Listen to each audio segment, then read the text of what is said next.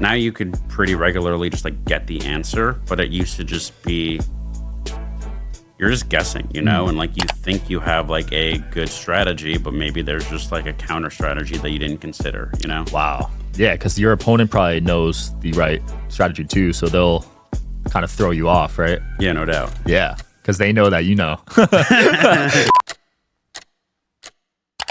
All right, guys. Poker professional Dan Smith here today. Thanks for coming on, man. Thanks for having me. It's gonna be fun. Absolutely. 6 on the all-time money list, climbing up. Is that the highest you've ever been? I've gotten as high as either third or fourth.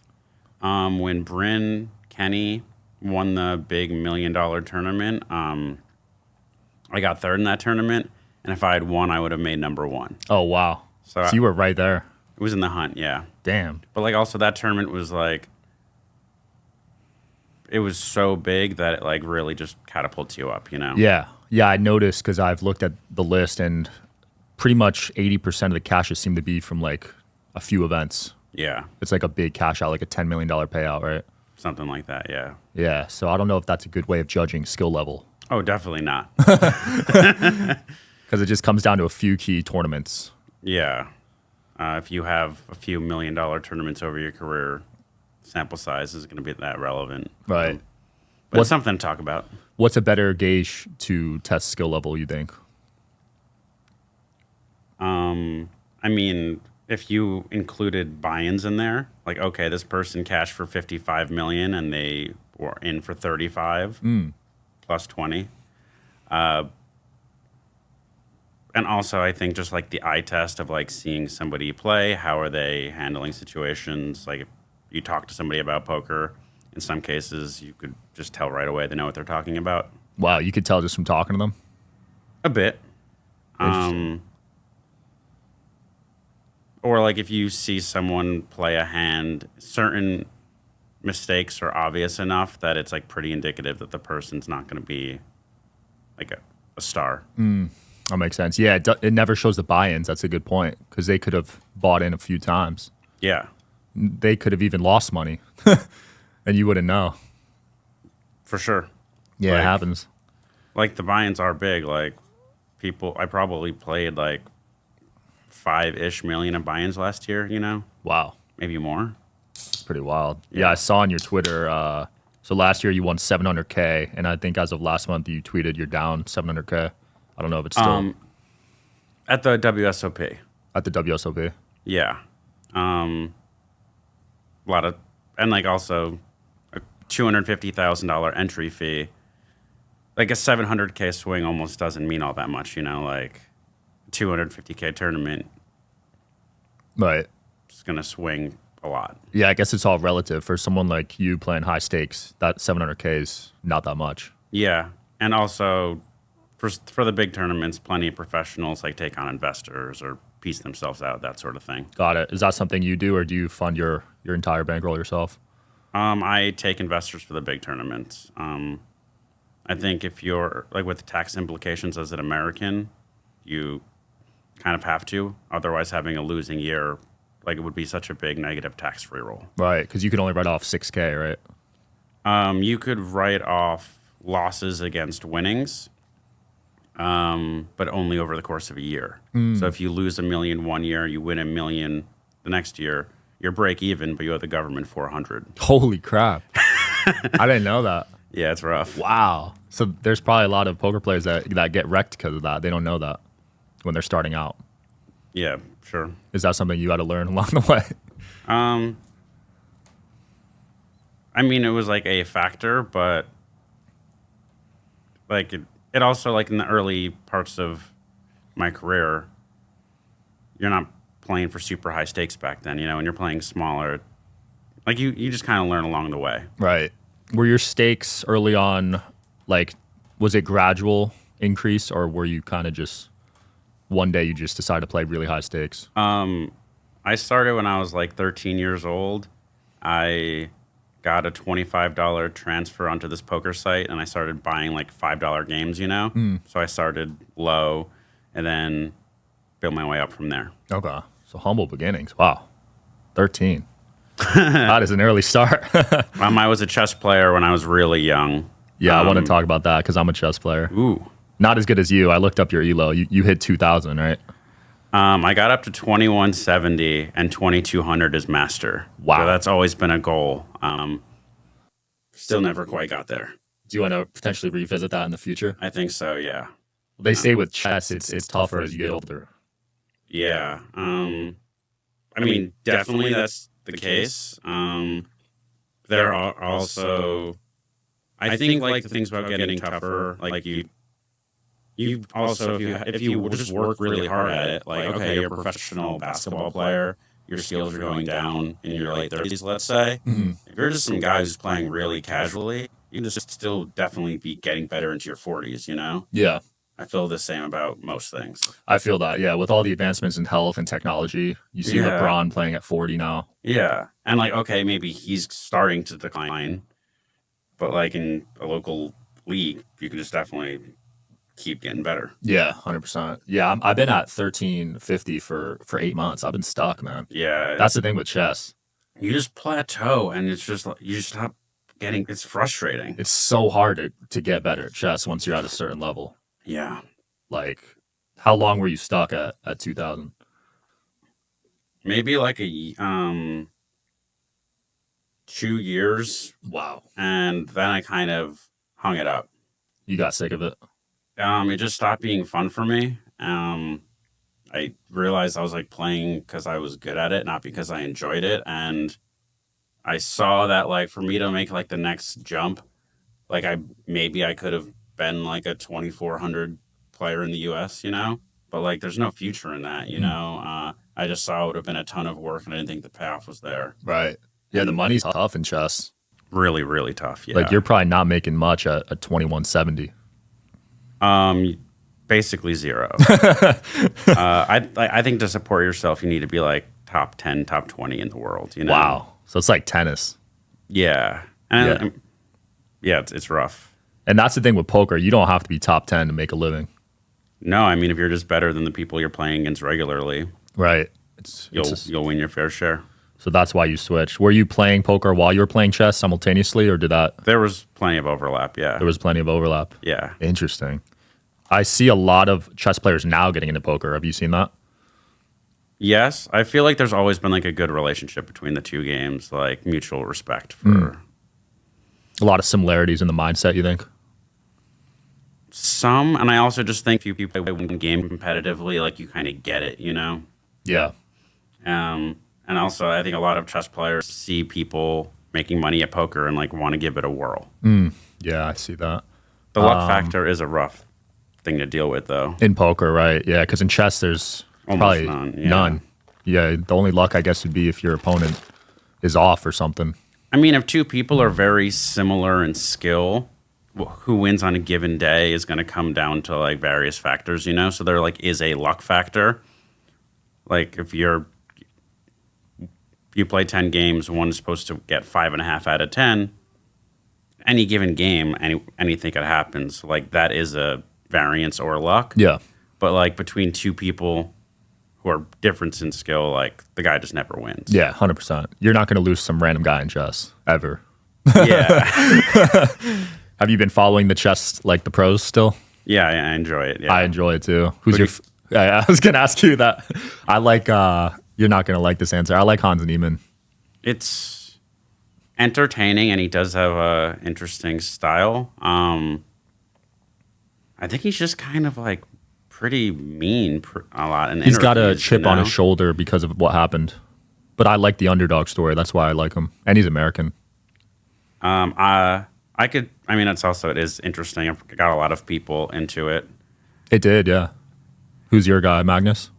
Magnus is just so unbelievably filthy, you know? Like, it's just, like, completely, and I can't imagine it. Like, he'll just have these positions where it just looks like it's completely even, and it's like, why are you even, like, continuing to play this on? And then he just grinds the guy down, and he just does it over and over again, and, like I just can't understand how he's just that good. Yeah, his end game is insane. So many positions will be tied, and he'll come out on top somehow. And, yeah, like, I literally don't know how he does it. It's nuts. And he drinks, he does other stuff. He's not just all about chess, because a lot of these chess guys are just chess 24/7. Yeah. But he actually plays poker on the side. He drinks and has fun. I think he clearly like values living his life, and he's like, oh yeah, the World Championship Series isn't fun for me. I'm off it. Yeah. Yeah, he backed out. I mean, those classical games are brutal on you mentally. Was that your format? Did you play a lot of classical? If you play in serious tournaments, that's what it comes down to, and I would do a lot of it. I played a tournament a couple of years ago here in Vegas in December when I was kind of rusty, and I just remember thinking how insane it is that like I was doing that at 9 years old, you know? I was just like, I'm like, this is not appropriate for children. Like, wow, so you had really good mental fortitude at a very young age, which is impressive because kids these days are just bouncing off the walls. I mean, probably plenty are, but also like there are a lot of kids these days who are just sick at chess too. That's like, true too. Yeah, you got both ends. You got the TikTok brain, but then you got the people that have access to the information at such a young age because of social media and they're actually using it. Yeah. So yeah, you got both ends of the stick. And you see that with the Olympics. We win every year, but we're also one of the unhealthiest countries. But we got really good athletes on the other end of it. Yeah. It's interesting, right? It is really interesting, like unusual times to be alive. Where does the U.S. rank in terms of poker professionals? Are we still the best country?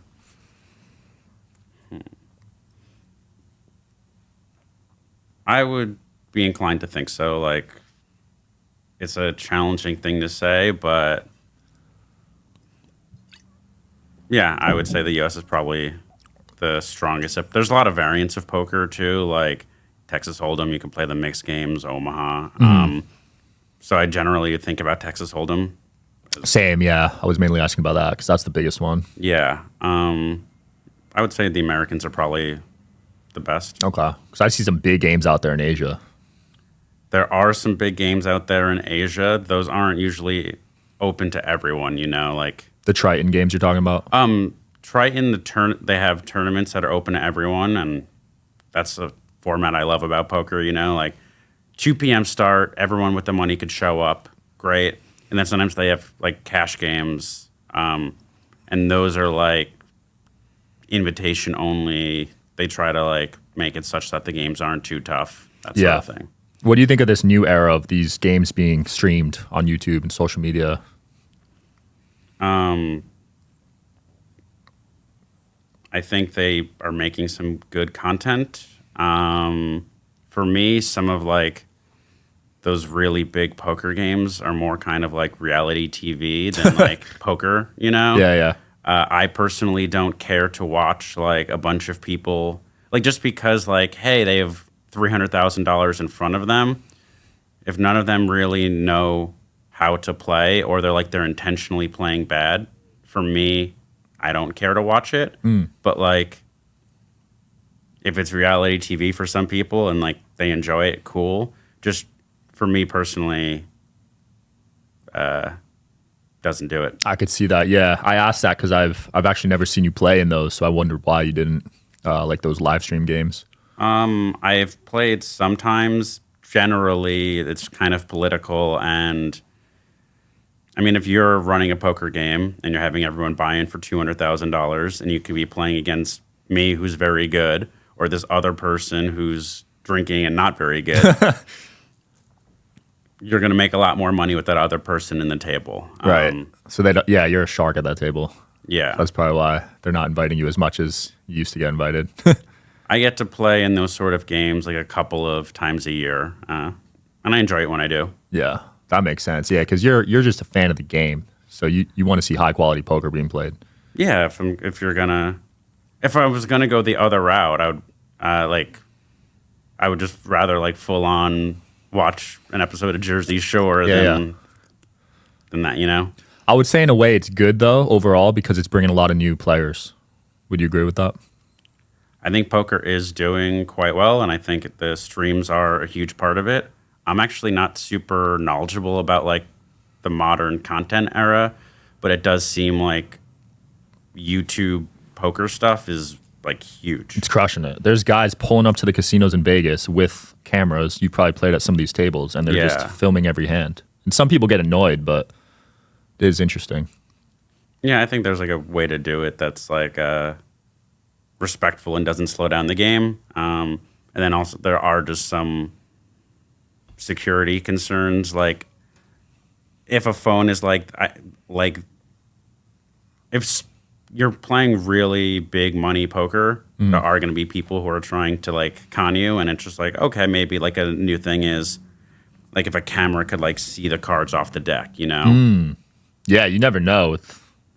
People have sneaky ways of cheating these days, right? Yeah.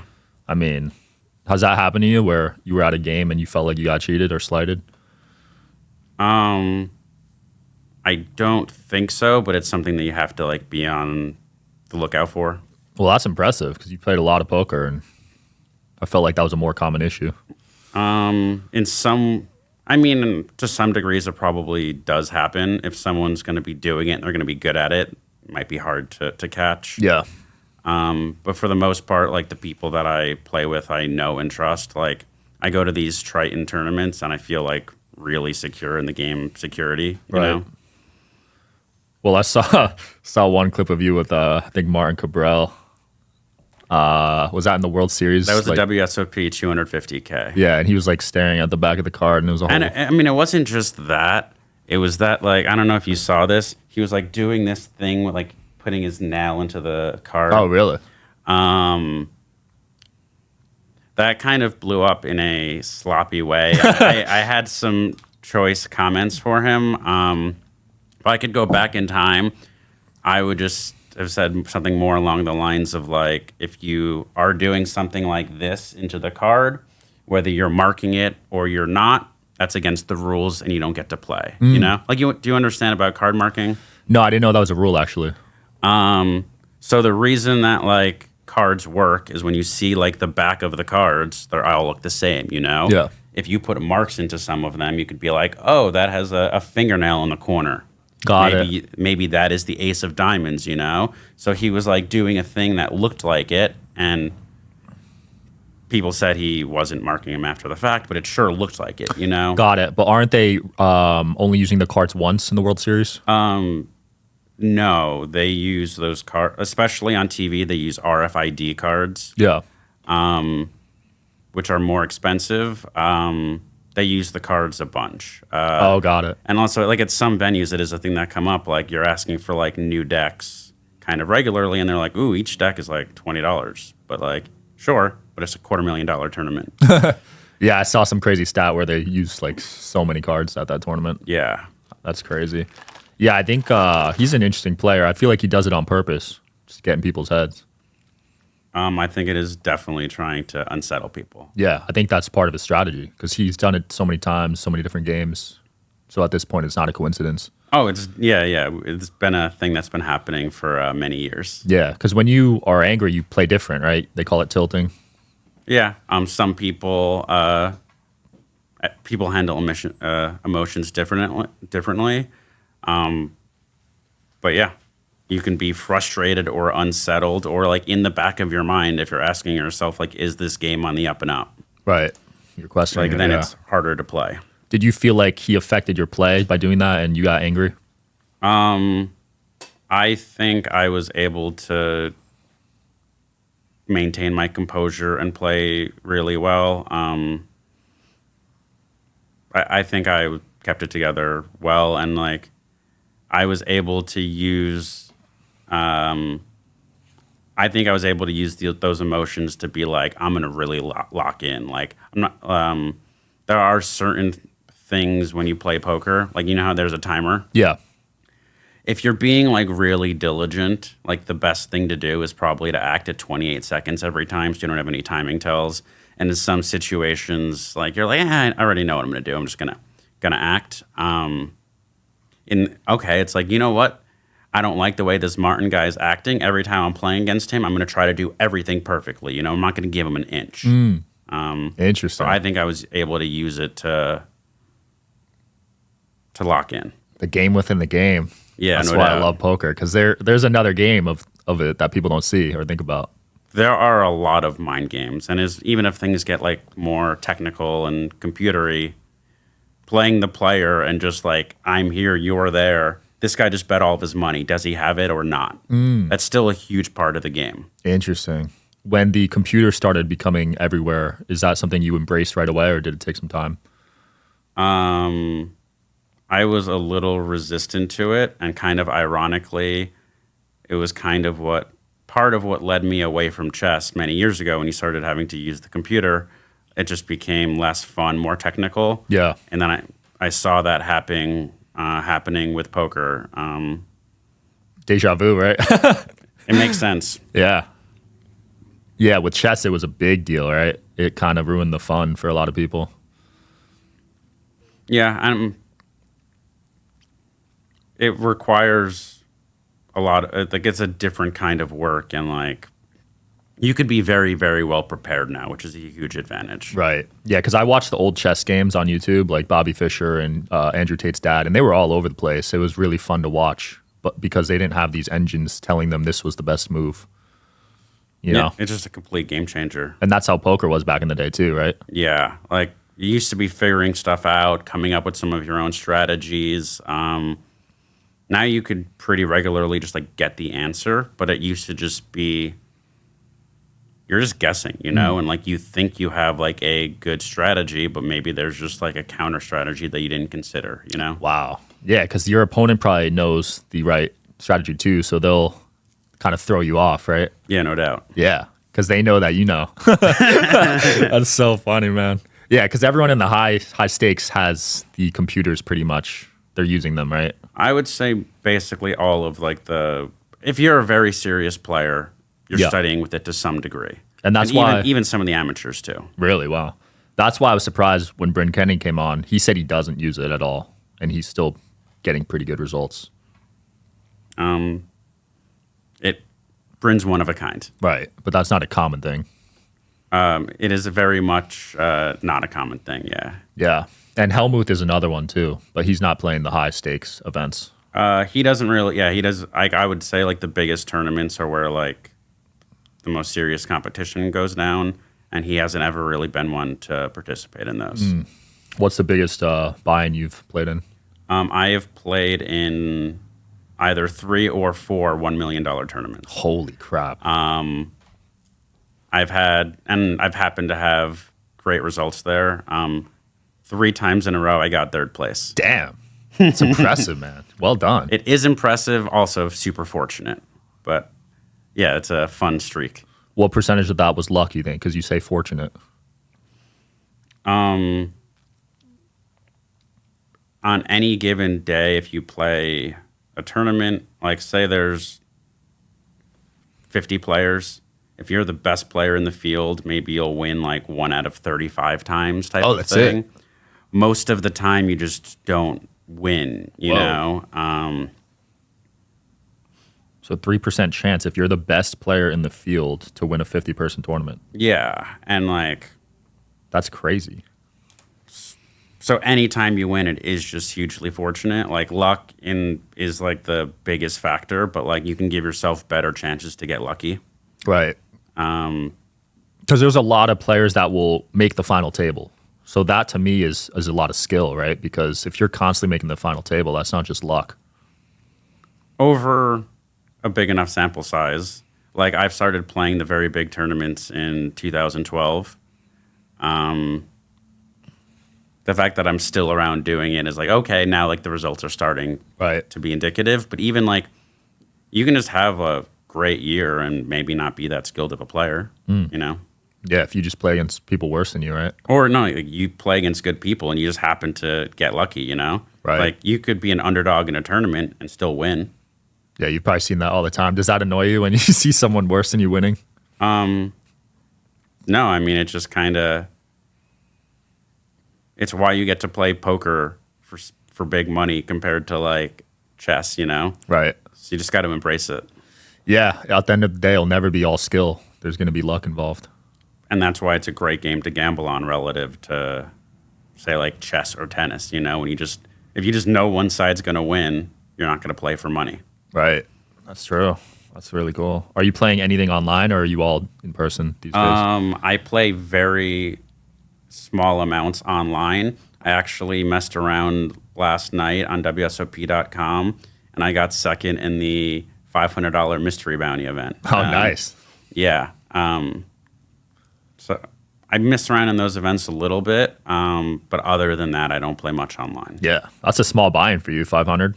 It was mostly like, yeah, it's a little something to do, you know.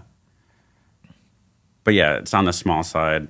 I've a little bit is I'm going to try in Monte Carlo in like 10 days, and I did want to just get some reps and see some cards, like get the rust off, and mostly just like, hey, it's a fun thing to do. Right. You say rust, so you haven't been playing for a little bit? The WSOP, I played through like early July, and then it was a couple months playing very little, and then there were some tournaments at the Aria a couple weeks ago. Got it. Generally, it's like I'll have like 2 weeks. Like when I go to Triton, I'll play every day, and then you get like a few weeks or a month off. Got it. Yeah, because you probably get burnt out, right? Playing 2 weeks straight. Yeah, and also if you're playing like these tournaments, like at Triton, basically every day, if you win the tournament, it's $1 million. You come back to Vegas, and like maybe the tournament that'll be going on will be like a 1K or a 2K. Like it doesn't really like excite you anymore. Yeah. Why do you think all the big tournaments are overseas, not in the U.S.? Some of it is about like laws about getting the money in there, and also just like the companies that run it are like Triton based in Asia, you know? Yeah. That makes sense. I never even thought about the laws, but yeah, that's a lot of money. So anti-laundering, right?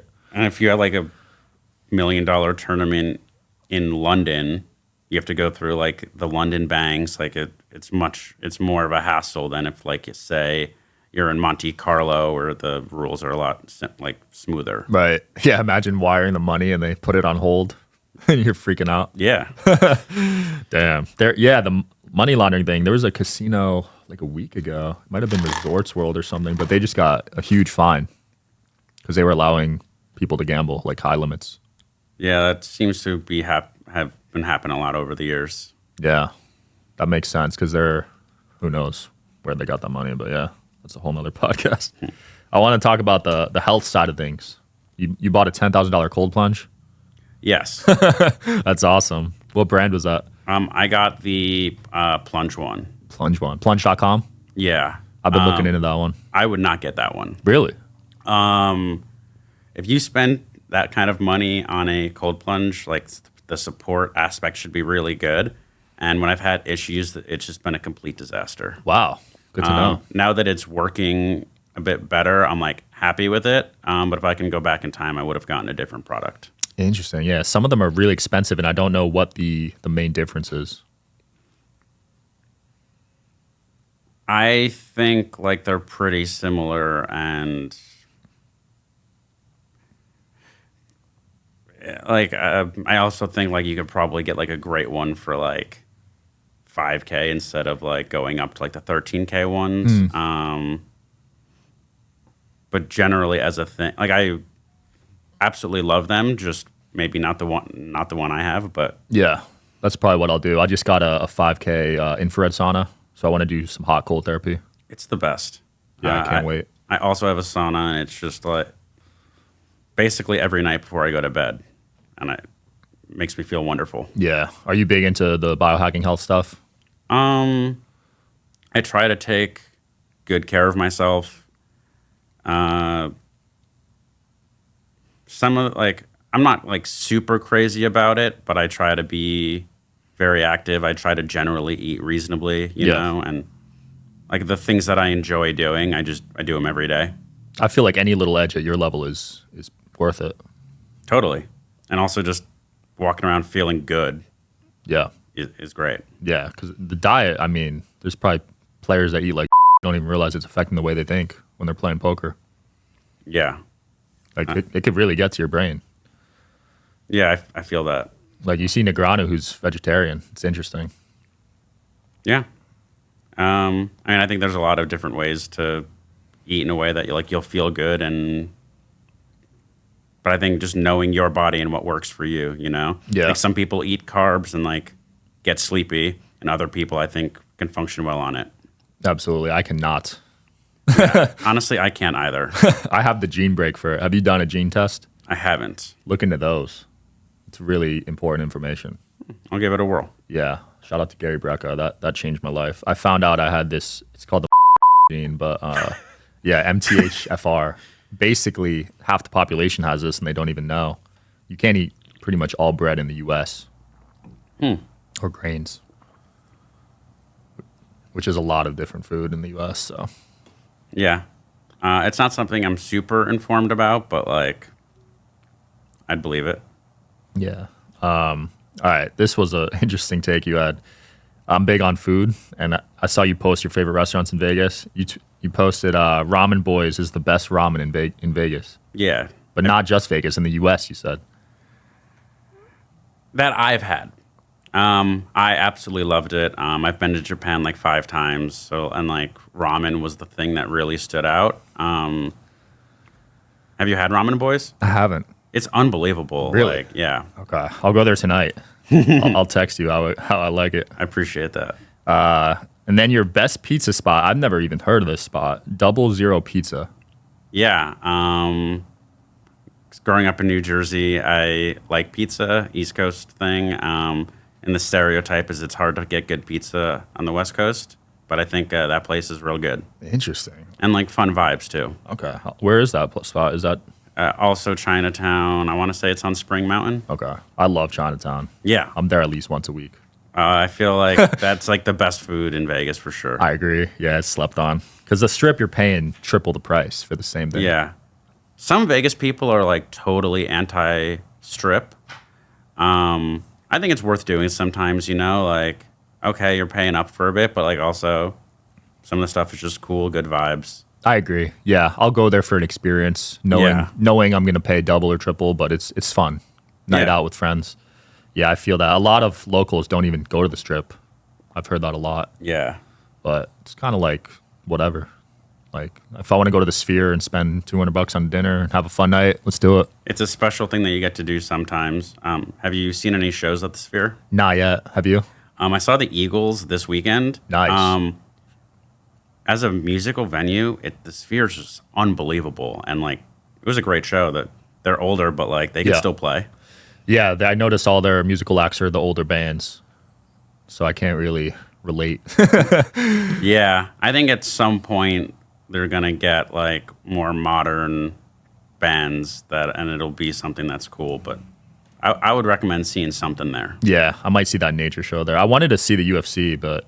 It was sick. You went to that too? Yeah. Wow. I saw the videos. It looked nuts.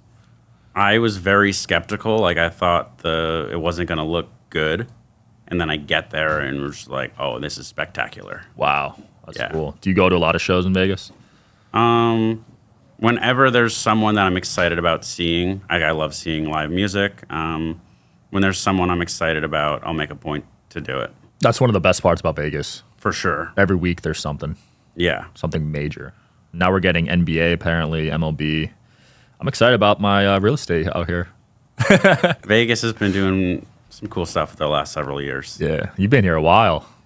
I moved out here when I was 20, and then I keep leaving and coming back. Crazy. You ever think about retiring poker? I definitely have given it some thought. At this point, I still really enjoy competing in the big tournaments. Like I'm going to Monaco for 2 weeks. I can't think of something that I would be doing that would be more enjoyable. Wow. Or maybe not like enjoyment, like it's hard competition, but I think it's like a great part of my life and I enjoy it, and I would need a compelling reason to give it up, you know? That's cool. That's really cool. Yeah, sounds like you're fulfilled. It's just I play, there's some of the guys who play in these tournaments, they're billionaires with all of the resources in the world. They can do whatever they want for enjoyment. They're playing these tournaments, you know? Like, I think it's a compelling case that, like, it's fun and exciting. Yeah, poker is great. It brings people together, right? Yeah. Sit at a table, meet new friends. How do you treat the friendship versus competition aspect of it? Do you find yourself playing differently against your friends? Definitely not. Oh, you're not? Once you're there, you have to be like locked in. Like if you, people are good enough that if you're not playing your best, you'll get run over. They're no friends at the poker table. Yeah, you're Michael Jordan out here. I love it. I love that, dude. Because a lot of sports these days, well, I see this about basketball especially, they're all friends with each other. Like they played travel growing up and everything. So it's like a different game. It's not as physical, you know? Yeah, I suppose if you've like grown up with somebody, maybe you'll be a little less inclined to like throw an elbow. Yeah, but you got that switch that you could kind of turn off that friendship. I think it's just a matter of like, you got each hand, you kind of have to play your cards the way they need to be played, you know? Yeah. Regardless of who you're playing against. Any rivalries you have? People that you have gone up against a lot? It's probably like Kabrhel was like the most heated one over the years. But other than like, I mean, there's been plenty of people that I've been competing with. Like I was saying, I started playing the big tournaments in 2012. There's some people that like you've been playing that I've been competing with at that level basically since, you know? Right. What percentage of those guys are still around that you played with in 2012, you think?